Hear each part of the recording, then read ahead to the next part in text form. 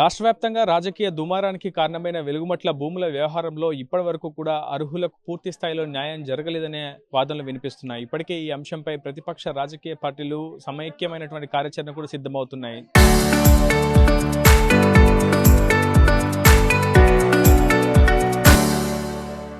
దాదాపు వందలాది మంది అర్హులు ఇంకా అనర్హుల జాబితాలోనే ఉన్నారంటూ ప్రస్తుతం వాదనలు కూడా వినిపిస్తున్నాయి. చాలా మంది మళ్ళీ కలెక్టరేట్కి వెళ్ళడం, మళ్ళీ అధికార యంత్రాంగాన్ని కలవడం, మళ్ళీ దరఖాస్తులు సమర్పించడం జరుగుతూనే ఉంది. ఇప్పటి వరకు అధికారిక లెక్కల ప్రకారం సుమారు 412 కుటుంబాలకు తాము ఇందిరమ్మ ఇళ్లతో పాటు అక్కడ వెలుగుమట్లలోనే పూర్తిగా 70 గజాల స్థలాన్ని కేటాయించామని ప్రభుత్వం చెప్తుంది. కానీ తాము అర్హులమైనప్పటికీ తమకు మాత్రం ప్రభుత్వం న్యాయం చేయలేదని చెప్పి చాలా మంది బాధితులు మళ్ళీ ప్రభుత్వాన్ని ఆశ్రయిస్తున్నారు, ప్రశ్నిస్తున్నటువంటి పరిస్థితి. చాలా మంది బాధితులు మనం ప్రస్తుతం చూస్తున్నాం. వెలుగుమట్ల రెవెన్యూ విలేజ్ పరిధిలో 3 సర్వే నెంబర్ల పరిధిలో వాళ్ళు ఇల్లు నిర్మించుకున్నారు. దశాబ్ద కాలంగా నివాసం కూడా ఏర్పాటు చేసుకున్నారు. కానీ కూల్చివేతల సమయంలో తమకు నోటీసులు కూడా ఇవ్వలేదని చెప్పి వాళ్ళు చెప్తున్నారు. కూల్చివేసినటువంటి సమయంలో పంచనామా చేశారు, టోకెన్లు ఇష్యూ చేశారు. కానీ ఆ తర్వాత తమకు ఎటువంటి సమాచారం ప్రభుత్వం నుంచి రాలేదని చెప్పి బాధితులు చెప్తున్నారు. వారు కూలిపోయినటువంటి ఆ ఇళ్ళ ఎదుటిగానే కూల్చివేతల సమయంలో ఫోటోలు దిగారు. ప్రస్తుతం ఆ ఫోటోలతో పాటు వాళ్ళ దగ్గర ఉన్నటువంటి ఆధారాలను కూడా మళ్ళీ ప్రభుత్వానికి సమర్పిస్తున్నారు. వారి మాటల్లోనే వారి సమస్యలు ఏంటో తెలుసుకునే ప్రయత్నం చేద్దామమ్మా. ఆల్రెడీ ప్రభుత్వం అర్హులందరికీ ఇల్లు ఇచ్చేసామని చెప్తుంది. సో మళ్ళీ మీరు ఇంకా రాలేదు, మాకు న్యాయం జరగలేదని ఆరోపిస్తున్నారు. ప్రభుత్వాన్ని ఆశ్రయించారు. ఏం సమాధానం చెప్తున్నారు? ఇలే సార్, మేము అక్కడ ఉన్న వాళ్ళకి ఎవరికి లేదు. మేము ఇంకా తిరుగుతూనే ఉన్నాం, అడిగిన కాడల్లో ఇస్తూనే ఉన్నాం. జీరాక్స్లు ఎవరు అడిగితే వాళ్ళు. ఇక్కడ పార్టీలతో సంబంధం లేదు సార్, మాకు న్యాయం చేసేటోళ్ళు కావాలి. ఎంతకాలం అని ఇచ్చుకుంటూ వస్తున్నాలే కానీ మాకు న్యాయం చేసేటోళ్ళు లేరు. ఏ పార్టీ వాళ్ళు వస్తే ఆ పార్టీ వాళ్ళ మీద నిందలేస్తారు. వాళ్ళు మీరేమన్నా సమాధానం చెబుతారేమని మేము తిరుగుతున్నాం తప్ప పార్టీకి సంబంధించి మేము తిరగట్లేదు సార్. నెలమంటి అసలు లేకుండా కూడా ఉండి తిరిగేటోళ్ళం మేము. డబ్బులు లేక తిండి లేక తిరిగేటోళ్ళం. నువ్వు ఆలోచించొద్దా సార్ రేవంత్ సార్? మాకు నష్టం పరిహారం కట్టియాలని మేము ఇంకా తిరుగుతున్నాం. అక్కడ ఉన్న అర్హులకి ఎవరికి ఇవ్వలేదు. మీరు కొత్త వాళ్ళకి ఇచ్చారు, మేము ఏమనుకోవట్లేదు. కానీ మాకు అక్కడ ఎవరమైతే ఉన్నామో మా స్థలాల కాడ మేము నిలుస్తుంటాం. అక్కడ మాకు న్యాయం చేయండి సార్. కూల్చివేతల సమయంలో పంచనామా చేశారు, అధికారులు వచ్చారు, ఫోటోలు తీశారు. అవి రాలేదు, నా పంచనామా చేసిన పేర్లు రాలేదు సార్. చాలా మంది చేసిన వారికి తీసేశారు, కొత్త వాళ్ళే చేశారు. మున్సిపాలిటీ వాళ్ళు వచ్చినాయి, వాళ్ళు అక్కడ దరఖాస్తులు కట్టి వాళ్ళు పెట్టుకున్నారు, వాళ్ళకి వచ్చినాయి. మేము అసలు వాళ్ళు ఉన్నాం అక్కడ, కానీ ఇవ్వలేదు మాకు పేరు రాలేదు, అసలు ఏం లేదు. అక్కడ మేము సామాన్ సర్దుకుంటుంటే ఏరే వాళ్ళకి పేరు రాసి వాళ్ళకి నెంబర్ వచ్చి టోకెన్ ఇచ్చారు, వాళ్ళు తీసుకెళ్లారు. కొంతమంది టోకెన్లు కూడా వచ్చినాయి, వాళ్ళకి కూడా ఇవ్వలేదు. పంచనామాలు అసలు రాలేదు, చేయలేదు కూడా. కలెక్టర్ గారు అక్కడే ఉన్నాం కానీ ఇన్ని సంవత్సరాల నుంచి ఏ రోజు కూడా మా ఇళ్ల దగ్గరికి వచ్చి సర్వే చేయలేదు. కరెంటు కోసం ధర్నా చేసినాం, అది కూడా చేయలేదు. కలెక్టర్ గారు ఉండి ఎప్పుడైనా సరే మా దగ్గరకు వచ్చి కరెంట్ ఉందా, నీళ్లు ఉన్నాయా, సౌకర్యం ఏమీ లేదని అడగలేదు కూడా. ఇన్ని రోజుల నుంచి కలెక్టర్ గారు ఇంతవరకు మాకు ఇంకా ఏం సమాధానం చెప్పలేదు. ఎప్పుడు వెళ్ళినా కలెక్టర్ ఆఫీస్ కలెక్టర్ గారు లేరని చెప్తున్నారు, కానీ కలెక్టర్ గారు ఎప్పుడైనా మాకు సమాధానం చెప్పట్లేదు. మీరు మొన్న గ్రీవెన్స్ డేకి వెళ్ళారా? అక్కడ ఏమన్నా అధికారులను కలిసే ప్రయత్నం చేశారా? ఏం చెప్పారు అది?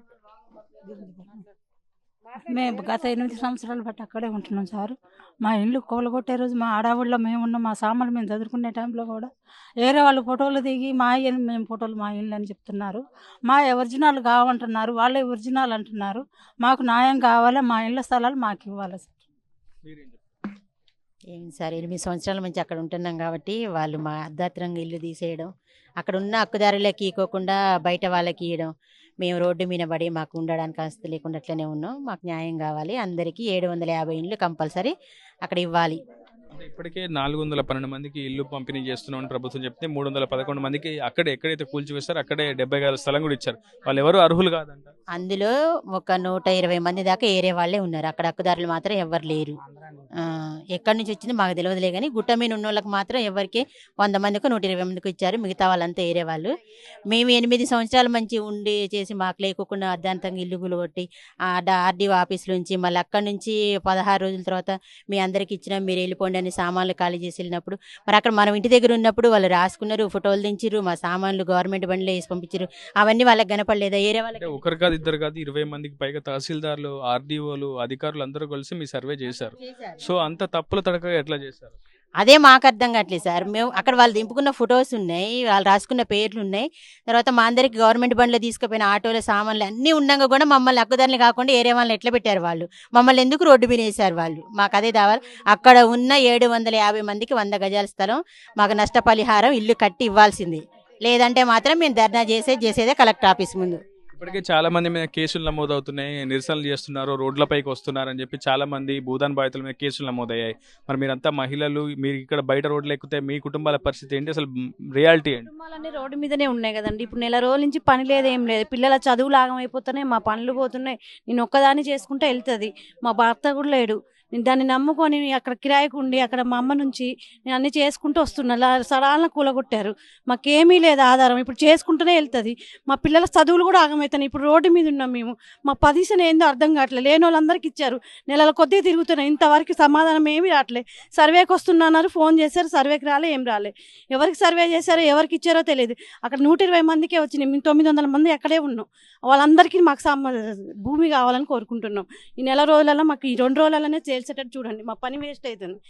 మొత్తంగా వెలుగుమట్ల భూ వ్యవహారంపై ఇప్పటికే హైకోర్టు కూడా స్పందించింది. అటు భూముల పొజిషన్ యథాస్థితిగా కొనసాగించాలని చెప్పి హైకోర్టు కూడా డైరెక్షన్స్ ఇచ్చింది. ఇప్పటి వరకు తాము అక్కడే ఉండి నివాసాలు, స్థిర నివాసాలు ఏర్పాటు చేసుకున్నాం, కానీ ప్రభుత్వం ఎటువంటి నోటీసులు ఇవ్వకుండా కూల్చివేసింది. అయితే కూల్చివేసిన తర్వాత అనర్హులకే అక్కడ మళ్ళీ స్థలాలు కేటాయించడం కావచ్చు, అక్కడే ఇందిరమ్మ ఇళ్లను మంజూరు చేయడంపై పెద్ద ఎత్తున ఆరోపణలు వినిపిస్తున్నాయి. ఇప్పటికే అటు ఇంటెలిజెన్స్ నిఘా వర్గాలు కూడా ఈ అంశంపై ఆరా తీస్తున్నాయి. అసలు అర్హుల జాబితాలో ఎంతమంది అనర్హులు చేరారన్న అంశంపై కూడా ప్రభుత్వం అంతర్గతంగా ఒక చర్చ చేస్తున్నట్లు మనకు సమాచారం ఉంటుంది. ఏదేమైనప్పటికీ ఇప్పటికీ వందలాది కుటుంబాలు అటు కూల్చివేతలు జరిగే నెల రోజులు గడుస్తున్నా ఇంకా రోడ్లపైనే ఉండడం, పూర్తిగా న్యాయ పోరాటం చేసేందుకు వాళ్ళంతా సన్నద్ధమవుతున్నట్లు మనకు సమాచారం ఉంటుంది. ఏదేమైనప్పటికీ తమ వద్ద ఉన్నటువంటి ఆధారాలతో ప్రభుత్వ యంత్రాంగాన్ని ఎప్పటికప్పుడు కలుస్తూ ప్రభుత్వ అధికారుల దృష్టికి తమ సమస్యను తీసుకువెళ్లేందుకు ప్రయత్నం చేస్తున్నప్పటికీ అధికార యంత్రాంగం మాత్రం సానుకూలంగా స్పందించట్లేదని స్పష్టంగా అర్థమవుతుంది. ఇప్పటికే రాజకీయ పార్టీలు విడివిడిగా అటు భూదాన్ బాధితులను కలుపుకొని పోరాటం చేసేందుకు అయితే ప్రయత్నాలు చేస్తున్నారు. ఇప్పటివరకు న్యాయ పోరాటం చేసేందుకు మళ్ళీ వెలుగుమట్ల భూదాన్ బాధితులు అయితే సన్నద్ధమవుతున్నట్లు సమాచారం. ఏదేమైనప్పటికీ